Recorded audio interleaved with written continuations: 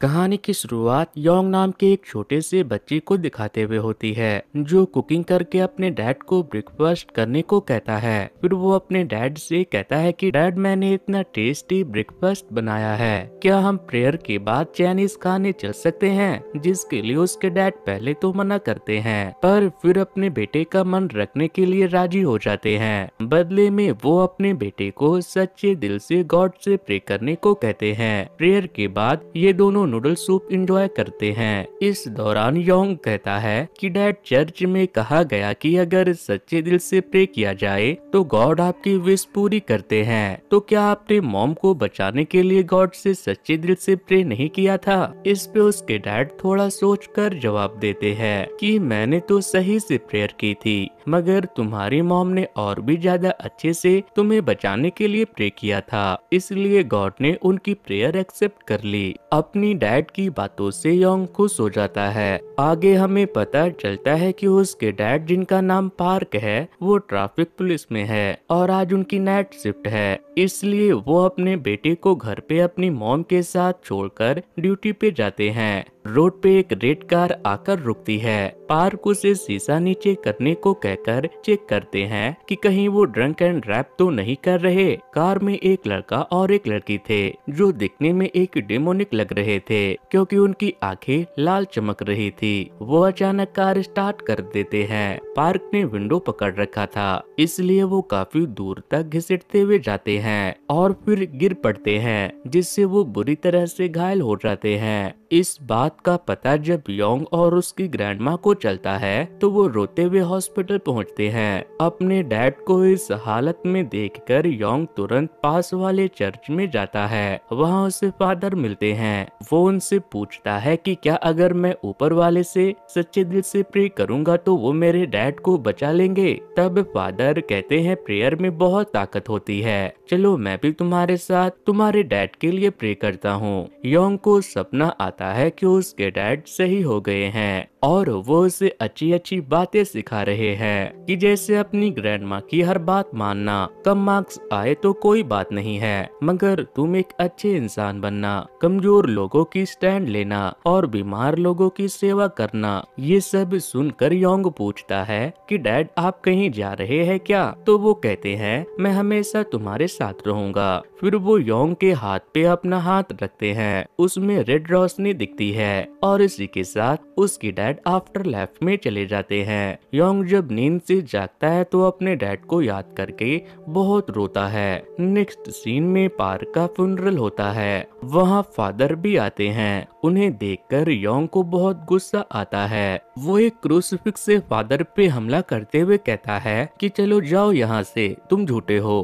तब आसपास के लोग योंग को पकड़ते हैं। सीन अब कुछ सालों बाद शिफ्ट होती है। योंग एक फाइटर बन चुका था, जिसने आज तक एक भी फाइट नहीं हारी। आज की फाइट में योंग के अपोनेंट के बैक में गॉड की टैटू बनी हुई थी, जिसे देखकर योंग ट्रिगर हो जाता है। उसकी आंखें लाल चमकने लगती है और उसे किसी की आवाज आती है, जो उससे कह रहा था कि गॉड ने तुम्हारे लिए आज तक कुछ भी नहीं किया, इसलिए तुम्हें गॉड से बदला लेना है। इसी वजह से वो अपने ओपोनेंट को बुरी तरह से पीटकर ये मैच जीत जाता है। आगे उसे एक सपना आता है जिसमें उसके डैड के फ्यूनरल की फोटो के सामने क्रूसिफिक्स रखी हुई थी। गुस्से में योंग उसे उठाकर फेंकना चाहता है, मगर वो योंग के हाथ में चिपक जाती है और क्रूसिफिक्स में आग लग जाती है, जिससे योंग तड़पने लगता है। तभी उसकी नींद खुल जाती है, मगर उसके हाथ में घाव हो गए थे। वो डॉक्टर को दिखाता है, जिस पे डॉक्टर कहते हैं कि ऐसा लग रहा है जैसे किसी नुकीली चीज आपके हाथ में घुस गई हो,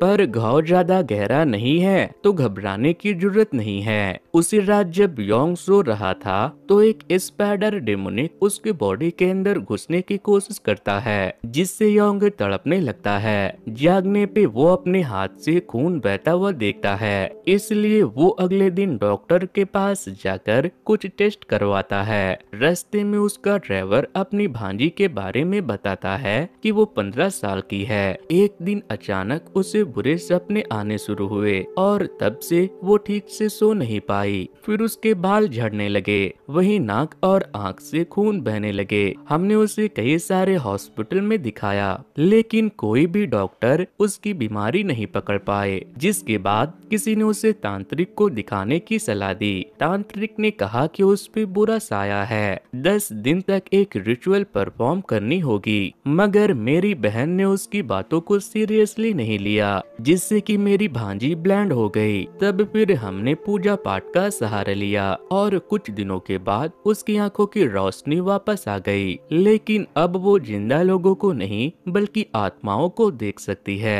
अब वो खुद तांत्रिक बन चुकी है। अगर आपको कुछ समझ नहीं आ रहा तो मैं आपको उससे मिलवा सकता हूँ। पर योंग को ये सब बकवास बातें लगती है, मगर रात में उसे अजीब सी बेचैनी होती है, हाथ से खून बहता है। इसलिए वो फिर से डॉक्टर के पास जाता है, पर डॉक्टर को कुछ समझ नहीं आ रहा था कि उसके हाथों में क्या हुआ है, क्योंकि अगर ये कोई इन्फेक्शन होती तो ये बढ़ती, मगर ऐसा नहीं हो रहा था। तब वो अपने ड्राइवर की भांजी से मिलने जाता है। वो योंग को देखते ही कहती है कि तुम मुश्किल में हो, तुम्हारे चारों ओर शैतान का साया है, क्योंकि तुमने ऊपर वाले पे भरोसा करना छोड़ दिया। इसके बाद योंग अपने हाथ का जख्म दिखाता है। वो बताती है कि ये क्रॉस है, तुम्हारे घर के दक्षिण दिशा में तुम्हें एक क्रॉस दिखाई देगा, वहाँ तुम्हें फादर आन मिलेंगे, वो तुम्हारी मदद कर सकते हैं। रात में जब योंग वहाँ जाता है तो उस पे ढेर सारे कौवे हमला करते हैं, जिनसे बचने के लिए वो अपनी कार में छिप जाता है। वहीं फादर आन अपने असिस्टेंट के साथ एक आदमी का एग्जोर्सिज्म कर रहे थे।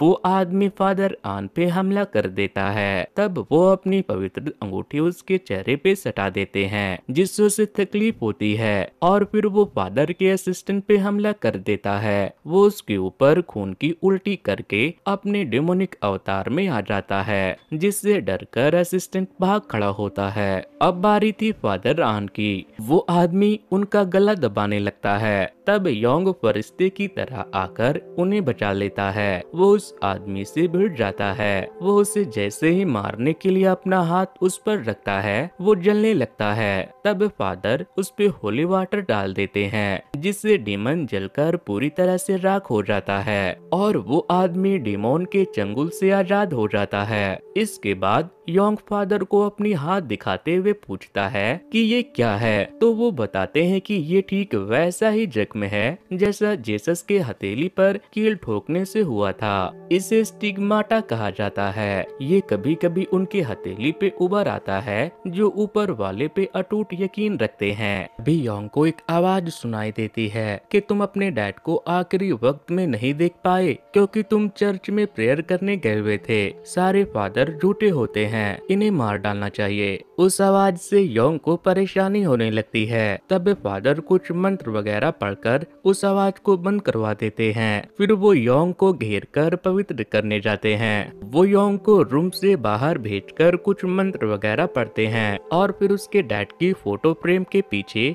अपनी क्रॉस छिपा देते हैं, जिससे उस रात योंग को कोई बुरा सपना नहीं आता। पर सुबह उठते ही उसे फोटो फ्रेम के पीछे क्रॉस दिख जाता है, जिसे वो टॉयलेट में फ्लश करने जाता है। मगर फिर उसे कुछ रियलाइज होता है और वो उसे धोकर फादर को वापस कर देता है। दूसरी ओर हम उसी लड़के को देखते हैं जिसकी वजह से योंग के डैड की डेथ हुई थी। उसका नाम जीसिन है, जो इतने सालों बाद भी बिल्कुल वैसा ही दिखता है। जीसिन एक क्लब का मालिक है। उसे एक आदमी थ्रेट करके खुद की कंपनी को जीसिन के क्लब के सिक्योरिटी के लिए हायर करने को कहता है। तब जीसिन अपने हाथ से खून निकालकर नाग शक्ति को बुलाता है, जिससे उसे उस आदमी से रिलेटेड बहुत सारी जानकारी पता चल जाती है। वो कहती है कि तुम डैवान के साथ काम करते हो ना, वो जुए में बहुत सारे पैसे हार चुका है। अब वो तुम्हारी कंपनी बेचकर सारे पैसे लेकर थाईलैंड भागने वाला है। अगर तुम्हें यकीन नहीं है तो डैवान को कॉल करो, वो अभी उसी मीटिंग में है। वो आदमी कॉल करता है मगर कॉल बिजी आ रहा था, इसलिए वो जीसिन के गले पे नाइफ रखकर धमकाता है कि अगर ये बात झूठ निकली तो तुम्हें जान से हाथ गंवाना पड़ेगा। उस आदमी के वहाँ से जाते ही जीसिन अपने शैतान की पूजा करने चला जाता है और उस आदमी के हाथों डायवान का खून करवा देता है और फिर एक शैतानी रिचुअल करके वो उस आदमी के दिल पे कई बार वार करता है जिससे वो मर जाता है और उन दोनों की सोल को जीसिन अपने शैतान को सौंप देता है जिससे जीसिन को और पावर मिलती है। वहीं योंग को सोते वक्त फिर से तकलीफ होने लगती है, इसलिए वो फादर आन के घर जाकर अपनी प्रॉब्लम बताता है। तब वो उसे पॉप की आशीर्वाद वाली माला अपने बेडरूम में रखने को देते हैं। फिर वो उससे पूछते हैं तुम्हें ऊपर वाले पे यकीन क्यों नहीं है। तब वो अपने डैड की मौत वाली बात बताता है कि कैसे प्रेयर करने के बाद भी वो नहीं बच पाए, जिस पर फादर आन कहते हैं कि पता है मेरे एक गुरु थे जिन्होंने मुझे शैतान भगाना सिखाया था। वो बहुत अच्छे और सच्चे इंसान थे, मगर उनकी एक एग्जोर्सिज्म के दौरान मौत हो गई। तब मुझे समझ नहीं आया कि ऊपर वाला इतने अच्छे इंसान की जान कैसे ले सकता है। मैंने इस बारे में पॉप से बात की, तब उन्होंने बताया कि इसमें ऊपर वाले की इच्छा है, हर बुरी चीज में भी कोई न कोई अच्छाई छिपी होती है। इसके बाद फादर को एग्जोर्सिज्म के लिए कहीं जाना था। योंग उन्हें वहां तक ड्रॉप करता है। रास्ते में वो उनसे बात करता है कि आपका असिस्टेंट कहाँ है। आपके गुरु की भी मौत अकेले एग्जोर्सिज्म करने के दौरान हुई थी, फिर भी आप अकेले ही जा रहे हैं, आपको कुछ हो गया तो। इस पे फादर आन कहते हैं इसमें भी ऊपर वाले की कोई मर्जी छुपी होगी। अचानक योंग को फादर आन में अपने डैड की झलक दिखने लगती है, इसलिए वो भी उनके साथ जाता है, मगर उसने अपने हाथ में ग्लव्स पहन लिए थे ताकि वो स्टिग्माटा का यूज न करे। अंदर जाने पे एक लड़की अपने बेडरूम में फोन पे किसी से बात कर रही थी। उसकी मॉम का कहना था कि वो पोजेस है, मगर वो काफी स्वीट टाइप की लग रही थी। फादर के कहने पे भी उसका शैतानी रूप बाहर नहीं आ रहा था। उल्टा उस लड़की का कहना था कि मेरी मॉम डिप्रेशन में है, इसलिए उन्हें कुछ भी इल्यूजन होता रहता है। फादर उस लड़की को क्रॉस से टच करते हैं, अपनी पवित्र अंगूठी लगाते हैं, मगर कुछ नहीं होता, जिससे योंग को उस लड़की के बातों पे यकीन हो जाता है। मगर फादर का मानना था कि ये बहुत ही चालाक शैतान है, इतनी आसानी से ये हमारे हाथ नहीं आने वाला। वो योंग को उस लड़की को दबोच कर रखने को कहते हैं और खुद होली वाटर उसके मुंह पे डाल देते हैं। तभी अचानक उसके मुंह से धुआं निकलता है और फिर खून की वोमिटिंग होने लगती है। शैतान अपनी पावर दिखाने लगता है। वो फादर को उठाकर फेंक देती है। तब योंग उसे पकड़कर कंट्रोल करना चाहता है, मगर वो उसे लेकर सेलिंग से चिपक जाती है। फिर वो योंग के आंखों में देखती है और उसे उसकी कमजोरी पता चल जाती है। वो योंग के डैड के बारे में उल्टा पुल्टा बोलने लगती है, जिससे योंग को गुस्सा आ जाता है और वो उसका गला दबाने लगता है। तब फादर आन उसे रोकते हैं, क्योंकि ऐसा करने से वो शैतान तो नहीं मरेगा, पर वो लड़की जरूर मर जाएगी। तब योंग ग्लव्स उतारकर अपने स्टिग्माटा वाला हाथ उस लड़की के सर पे रखता है और फादर होली वाटर डालते हैं, जिससे उसके सर पे आग जलने लगती है और वो डीमन उस लड़की को छोड़ देता है। और उसी वक्त जीसिन की आंखों से खून के आंसू निकलने लगते हैं। इधर फादर को उस लड़की की फोटो जीसिन के साथ दिखती है। उसकी मॉम बताती है कि मेरी डॉटर आजकल जीसिन के साथ हैंग आउट कर रही है। तभी उस लड़की की आंख से भी खून के आंसू निकलने लगते हैं, क्योंकि जीसिन उस पे काला जादू कर रहा था, जिससे वो लड़की तड़पने लगती है। तब फादर आन कुछ मंत्र पढ़कर उसे ठीक करते हैं।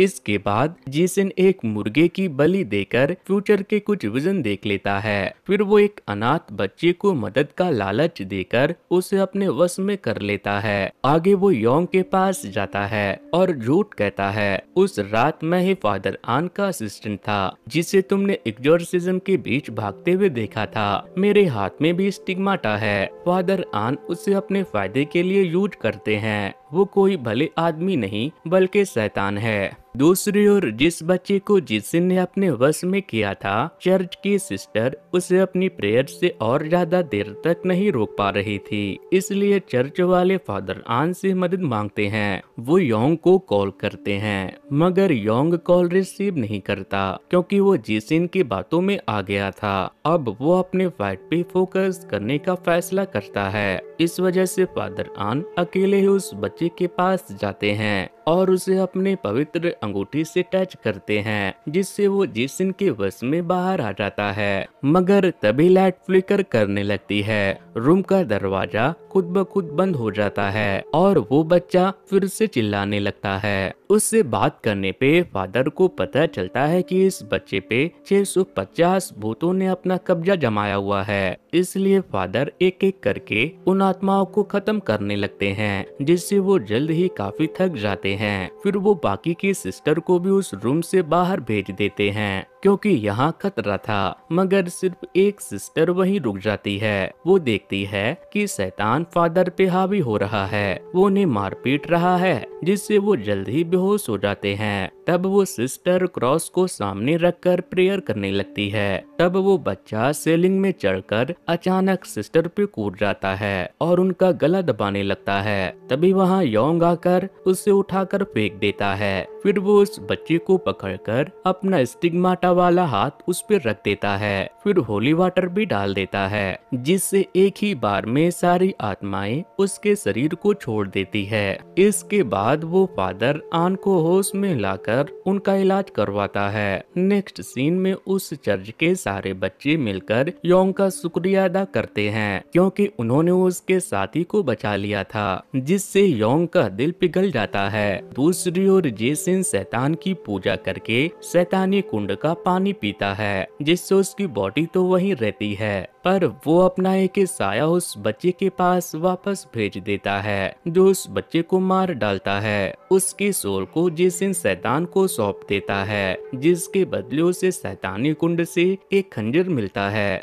जैसे ही फादर आन और योंग को उस बच्चे की मौत का पता चलता है, वो भागते हुए हॉस्पिटल जाते हैं और मॉर्ग में उसकी लाश देखकर काफी दुखी होते हैं। वो जैसे उस बच्चे के लिए प्रेयर करने वाले होते हैं, लाइट फ्लिकर करने लगती है और योंग को जेसन दिखाई देता है। वो उसका पीछा करने लगता है। वहीं वो बच्चे तड़प कर कहता है कि फादर, मुझे अंदर घुटन हो रही है, मुझे बाहर निकालिए। बच्चे की बात सुनकर फादर इमोशनल हो जाते हैं। वो उसे आजाद करके गले लगा लेते हैं। तभी पीछे से जेसन फादर पे हमला कर देता है। उनके कराहने की आवाज सुनकर योंग वापस आकर देखता है कि जेसन ने फादर को खंजर की नोक पे रखा हुआ है और वो कहता है कि मैं फादर की जान भी बख्श सकता हूँ और तुम्हारा हाथ भी ठीक कर सकता हूँ, पर इसके लिए तुम्हें शपथ लेनी होगी कि तुम ऊपर वाले पे यकीन नहीं करोगे। फादर आन की जान बचाने के लिए योंग जेसन की बात मानने को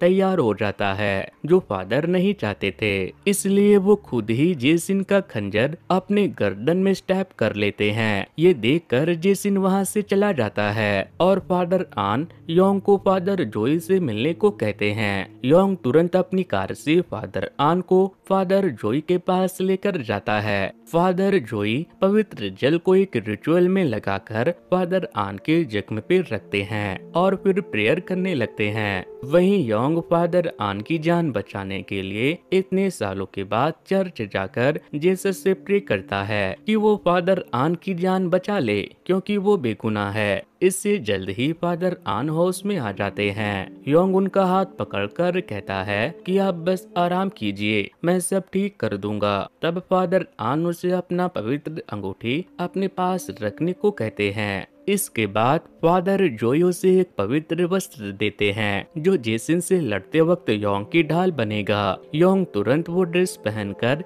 जेसन के क्लब में जाता है, जहां पहले से जेसन के लोग योंग का इंतजार कर रहे थे। वो योंग से फाइट करना चाहते थे, मगर योंग के सामने कोई भी ज्यादा देर तक टिक नहीं पाता। वो अपने हाथ पे पवित्र जल डालकर सबके सर पे एक एक करके हाथ रखता है और सभी जलकर खत्म हो जाते हैं। इसके बाद वो बेसमेंट में जेसन के पास जाता है, पर उसके जाने से पहले जेसन ने पूजा पाठ करके खुद को शैतान के हवाले कर दिया था। उसे शैतानी कुंड से जो खंजर मिला था, उसी से उसने खुद के दिल पे वार करके शैतानी कुंड में डूब गया था। योंग के वहां जाते ही शैतान कुंड में एक जोरदार धमाका होता है और फिर कुंड में से शैतान का हाथ बाहर निकलता है। दरअसल जेसन अब एक शैतान में ट्रांसफॉर्म हो गया था। वो पहले से ज्यादा पावरफुल हो चुका था। वो योंग से फाइट करता है। तब योंग जेसन के चेहरे पे अपना स्टिग्माटा वाला हाथ रखता है मगर इससे जेसिन पे कोई असर नहीं होता। उल्टा कुछ ही देर में वो योंग के शोल्डर पे बैठ कर लेता है, जिससे योंग का चेहरा काला पड़ जाता है और वो बेहोश हो जाता है। तब उसे अपने डैड का विजन आता है, जिन्हें रोते हुए वो हक कर लेता है। इसके बाद उसके डैड अपने हाथों में योंग का हाथ लेकर कहते हैं कि मैं हमेशा तुम्हारे साथ हूँ, इस बात को याद रखना। फिर जैसे ही योंग होश में आता है, उसका स्टिग्माटा वाला हाथ से तेज लपटें उठ रही थी। वो उसी हाथ से जेसिन को एक जोरदार पंच करता है, जिससे जेसिन की पसीने छूट जाते हैं। फिर उन दोनों के बीच जबरदस्त फाइट होती है, जिसमें दोनों बुरी तरह से जख्मी हो जाते हैं, मगर कोई भी हार मानने को तैयार नहीं था। आखिर में योंग फादर आन की दी हुई पवित्र अंगूठी को स्टिग्माटा वाले हाथ में रखकर जोरदार पंच करता है, जिससे जेसिन की हालत खराब हो जाती है। वो दोबारा उठ के खड़ा नहीं हो पाता। तब योंग उसके सीने से वो खंजर बाहर निकाल कर जला देता है। इसके बाद वो जाने लगता है, मगर तभी उस शैतानी कुंड से ढेर सारे अजीबोगरीब हाथ बाहर निकलते हैं और वो जेसिन की लाश को अंदर खींच लेते हैं। इसके बाद योंग भागते हुए फादर आन के पास जाता है, जो पहले से बेहतर हो चुके थे। जेसिन के मरने के बाद उनके जख्म हील हो चुके थे। ये देखकर योंग राहत की सांस लेता है। वहीं फादर आन बेटा कहकर योंग को गले से लगा लेते हैं, जिससे योंग इमोशनल होकर रोने लगता है। इसके बाद दोनों बाप बेटे की तरह साथ रहने लगते हैं और इसी के साथ ये फिल्म की कहानी यहीं पर खत्म होती है। तो दोस्तों, ये स्टोरी आपको कैसी लगी मुझे कमेंट करके बताना, और अगर आप एक ऐसे ही इंटरेस्टिंग सी स्टोरी को सुनना चाहते हो तो वॉच नेक्स्ट पर क्लिक करके उससे भी सुन सकते हो। सो वेल गाइस, आज के वीडियो में इतना ही। Thanks to, good bye.